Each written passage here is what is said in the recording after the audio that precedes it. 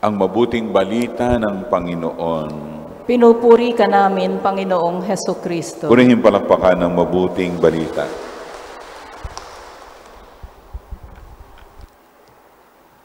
Ngayong araw na ginugunita natin ang isang banal, isang pantas ng simbahan, isang obispo na dating makasalanan, magandang paalala ito sa atin.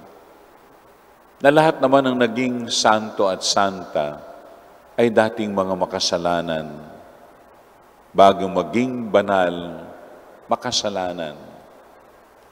Kaya ito'y nagbibigay sa atin ng pag-asa na habang ating ginugunita ang isang nagsikap sa buhay na maging banal sa mata ng Diyos, si San Agustin, ay magagawa din pala natin.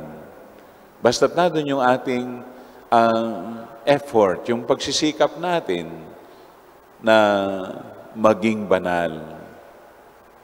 Hindi para matawag na santo o santa, kundi sa mata ng Diyos sa harap ng Panginoon, ay magsikap tayong magpakabanal.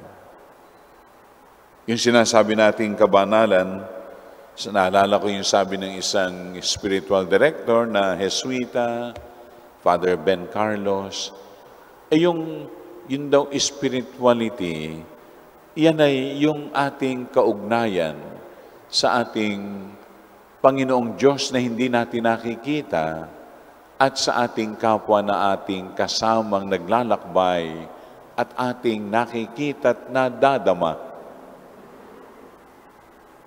Alalaong bagay ang ating espiritualidad. Yung pagsisikap natin na mapalalim pa yung ugnayan natin sa ating kapwa na nakikita natin, kasama natin, nakaka-enkwentro natin araw-araw sa ating journey, sa paglalakbay natin. Ayun ang magiging sukatan kung paano ba tayo naging malalim sa pakikipag-ugnayan sa Panginoong Diyos na hindi natin nakikita. Ang Diyos natin mga Kristiyano, mga kapatid, yung ang sikapin po natin, mas mapalalim pa. Paano ba natin, how do we fare with our relationship with our neighbors, with other people? Paano ba tayo kasama nilang naglalakbay, paano natin itrato sila? Yung trato natin sa kapwa. Yung kalooban natin, maganda. Kamukha nung pagninilay kahapon, yung binigay kong pagninilay, ay magsikap tayo na talagang to be nice to everyone. Ang pagsisikap natin na magandang kaisipan lang ang tanggapin natin. Magandang kaisipan. Sabi ni Stephen Covey, a great writer, yung principled leadership, be careful with the thoughts that we accept. Be careful with the thoughts. Yung kaisipan, ingatan natin yan. Sapagkat kapag yung kaisipan na agad tinanggap natin tungkol sa ating kapwa, hindi na tayo makakausad. Pag narinig natin, pangit yan, ugali niyan, pangit yan.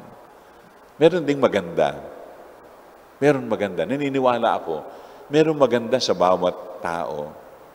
Merong goodness sa bawat kapwa natin. Kaya pagsikapan natin, maging banal.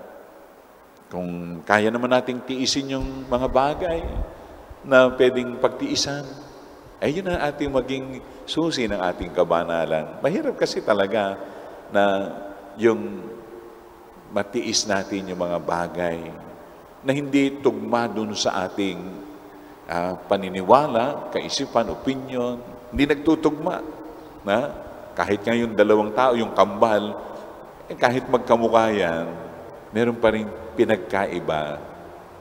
May uniqueness ang bawat isa. Mas maganda, yung sa pagsisikap natin, paano tayo magpapakabanal, yung matanggap natin, kapwa natin, matiis natin, mapakisamahan pa natin, matulungan pa natin.